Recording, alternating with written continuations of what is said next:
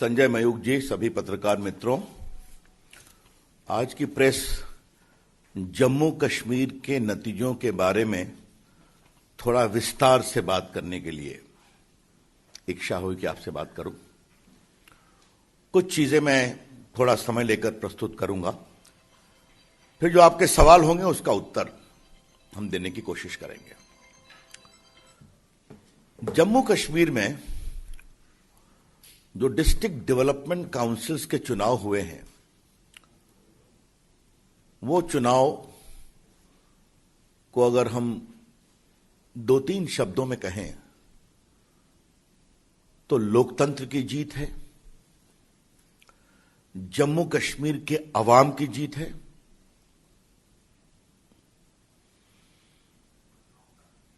आशा की जीत है, victory of hope.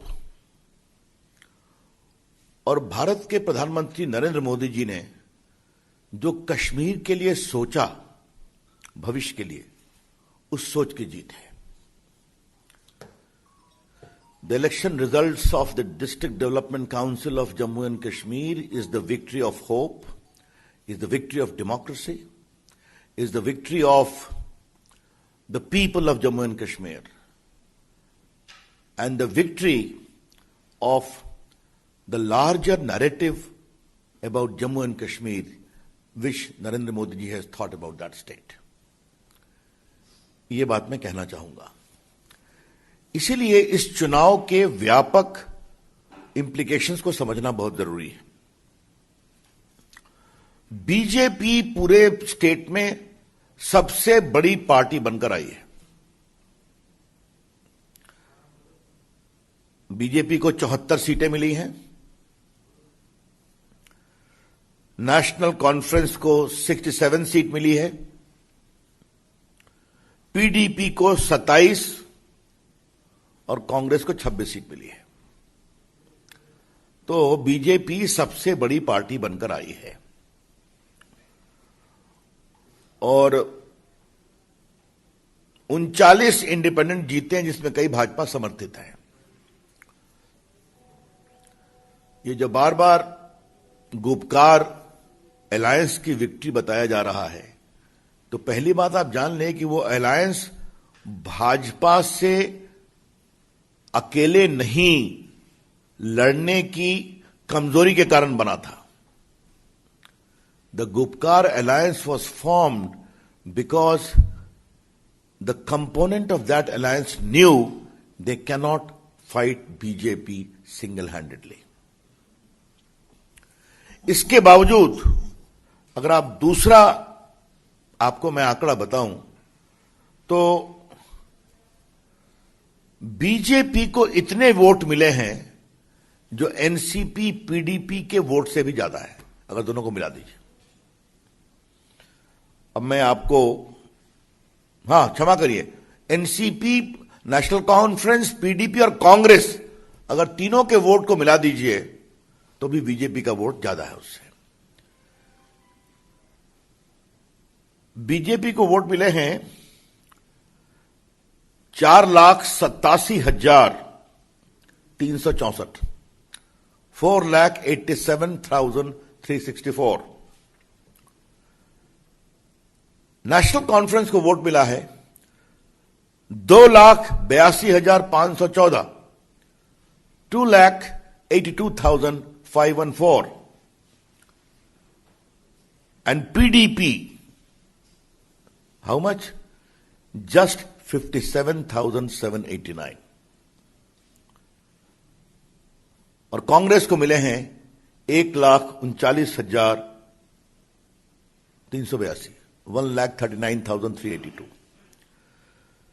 तो बीजेपी के 4,87,364, इसकी तुलना में आप एनसी के 2,82,000, पीडीपी के 55,000 और कांग्रेस के 1,39,000 को जोड़ दें तो बीजेपी का वोट इन तीनों से ज्यादा है। तो ये एक बात को समझना बहुत जरूरी है कि BJP single largest party, BJP highest number of votes.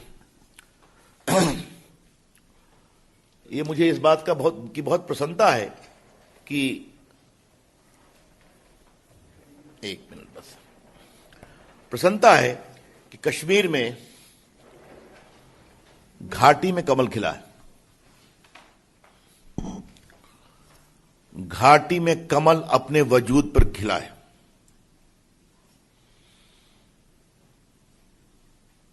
आज मैं सबसे पहले अपने प्रधानमंत्री नरेंद्र मोदी जी का अभिनंदन करना चाहूंगा।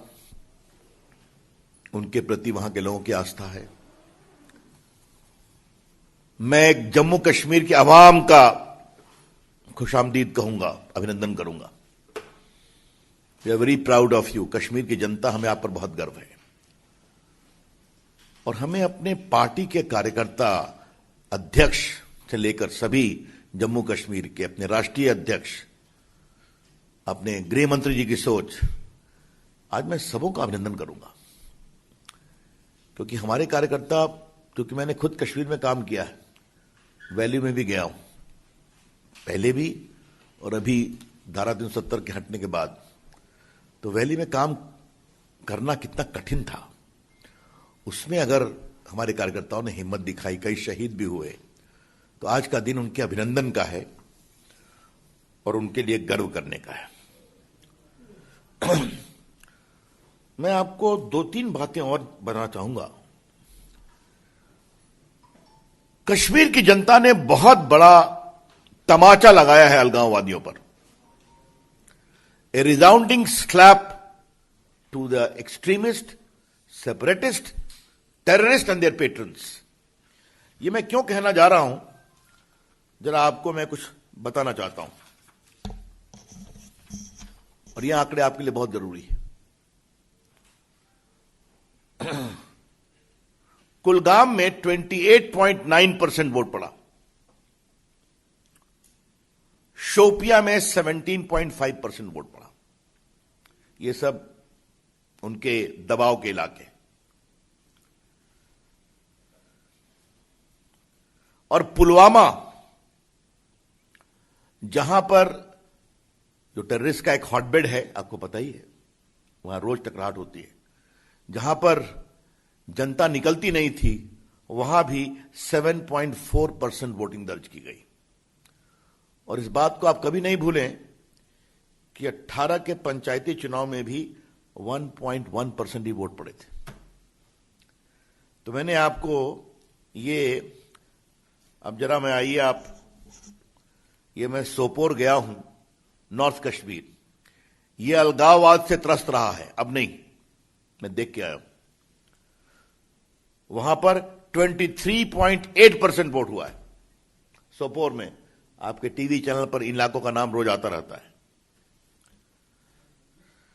लोकसभा चुनाव में 2019 में खाली 7.6% वोटिंग हुई थी। तो इस बात को समझें आप।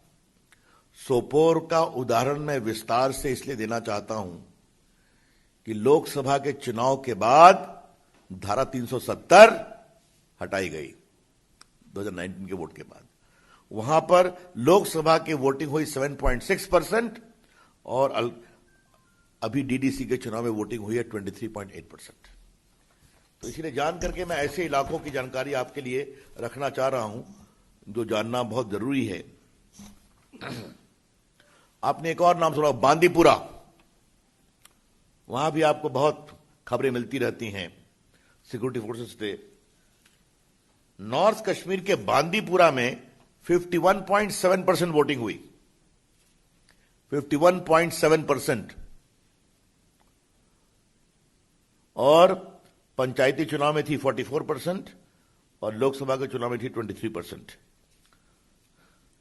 आपने एक और नाम सुना होगा, गांदरबल। यह नाम भी बहुत आता है टीवी पर। गांदरबल में 43.4% वोटिंग हुई है। अब इसलिए मैंने पूरे इलाके, वैली का नहीं बताया, सिर्फ मैंने सोपोर बताया, मैंने गांदरबल बताया, मैंने बांदीपुरा बताया, मैंने कुलगाम बताया, मैंने शोपियां बताई, मैंने पुलवामा बताया। तो ये सब इलाके को हॉटबेड कहा जाता था। वहां के जनता की चाहत क्या है, यह समझना बहुत जरूरी है। इसलिए मैं फिर कहूंगा, कश्मीर के अवाम की जय, जम्मू कश्मीर की आवाम की जय। उन्होंने जो तमाचा मारा है, और इसी संदर्भ में मैं इसे आपसे एक बात और कहना चाहूंगा कि जिस प्रकार से वहां की जनता आई, इसका कारण क्या है? इसका कारण समझना चाहिए। लोगों ने पहली बार लोकतंत्र में ईमानदार चुनाव को जमीन पर देखा, विशेष रूप से वैली में।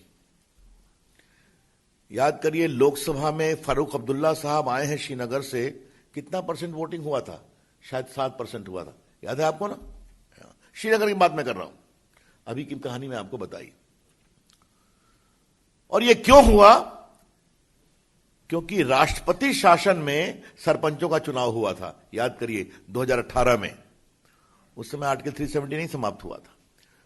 तो 2018 में राष्ट्रपति शासन में नरेंद्र मोदी जी की सरकार ने निर्देश दिया कि पंचायतों का चुनाव कराओ।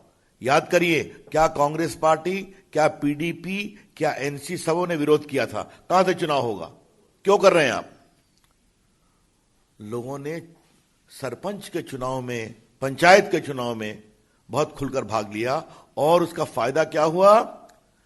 पहली बार भारत सरकार से पैसा पंचायतों के लिए उनके अकाउंट में पहुंचने लगा।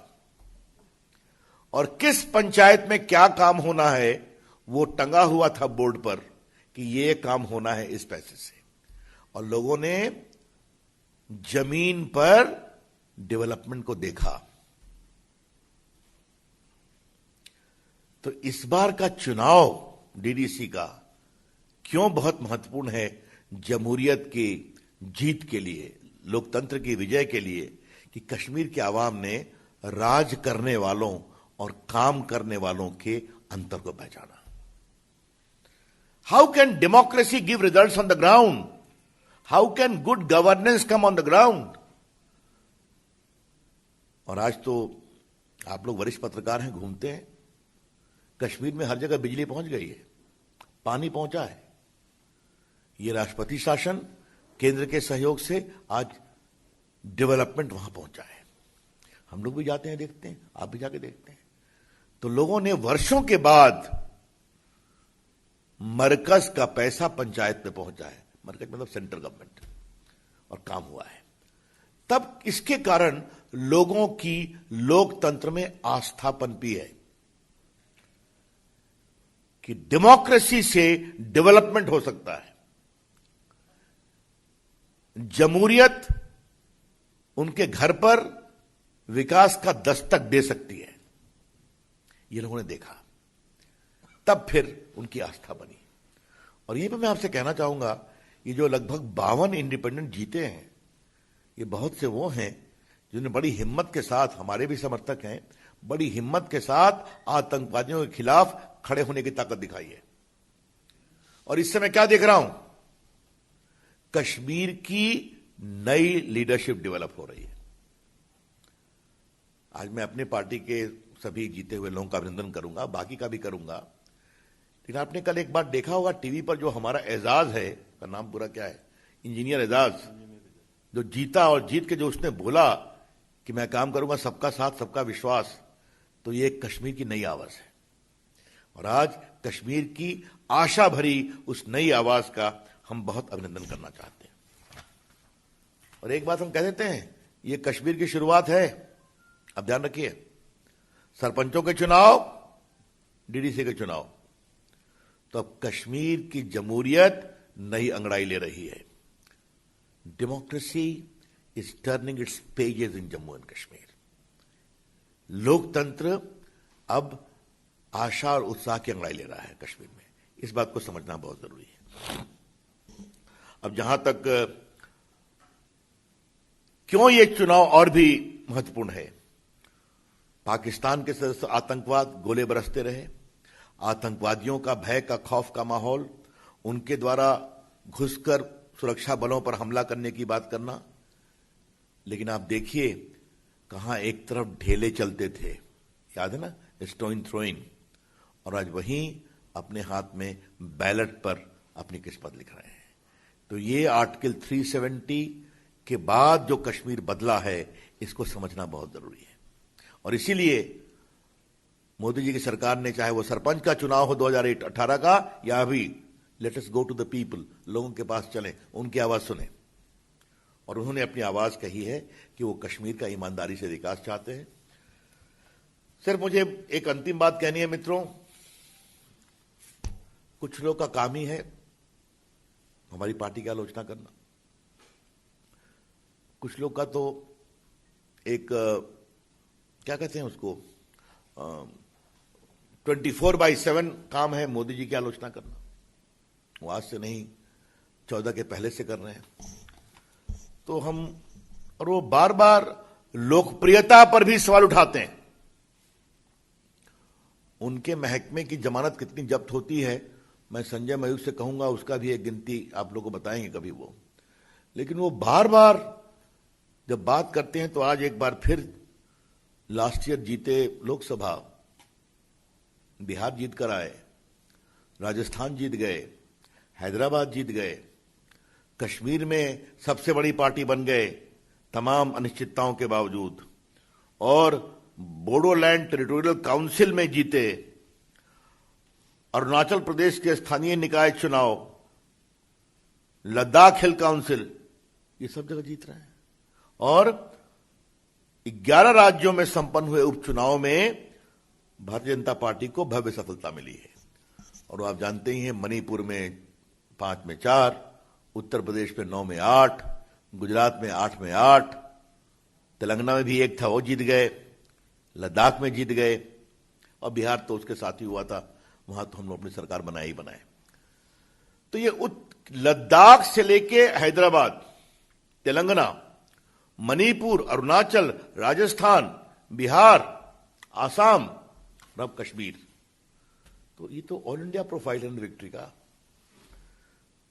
तो ऐसे लोग को कभी कभार सोचना चाहिए कि जनता 6.5 साल से प्रधानमंत्री नरेंद्र मोदी जी की अगुवाई, बीजेपी की अगुवाई में कितना विश्वास प्रकट कर रही है, ये हमें देखना चाहिए।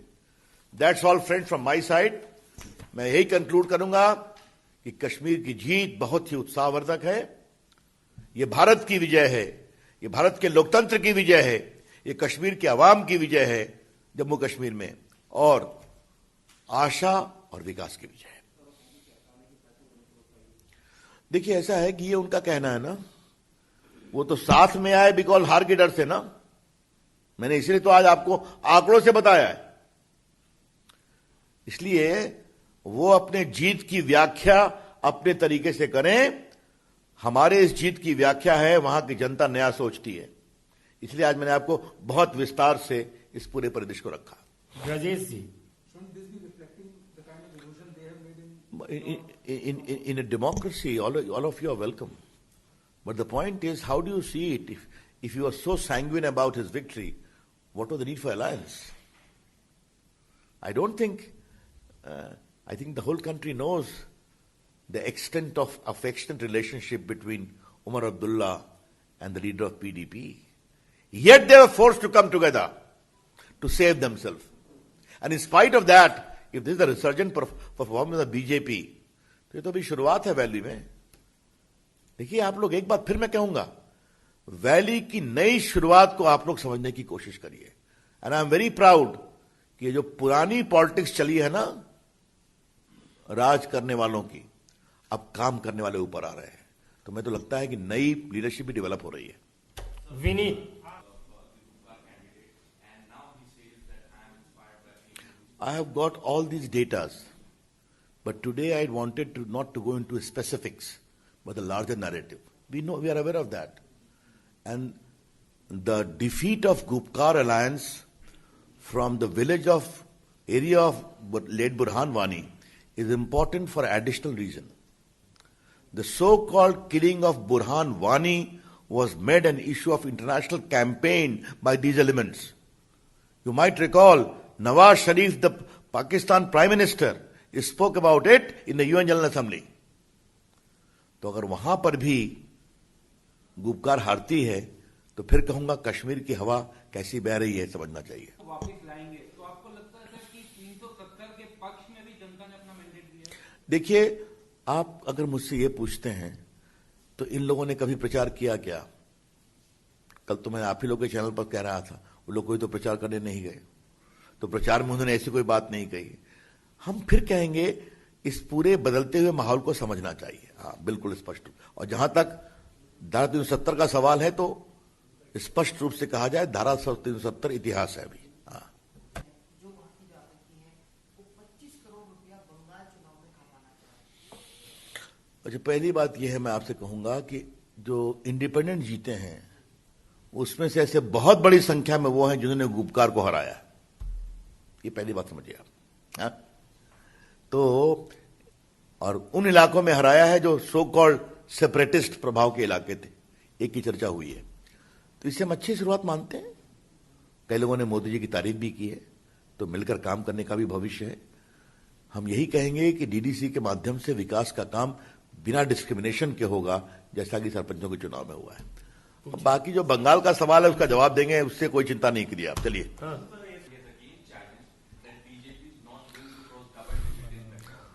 प्रशांत किशोर का उत्तर कैलाश जी ने दिया है ना। प्रशांत किशोर आपके लिए बहुत महत्वपूर्ण होंगे। वो अपना चुनाव में उनका व्यवसाय है, उनको वहीं छोड़ दीजिए। उनके उत्तर देने के लिए भाजपा के राष्ट्रीय मंच की आवश्यकता नहीं है। बहुत बहुत धन्यवाद।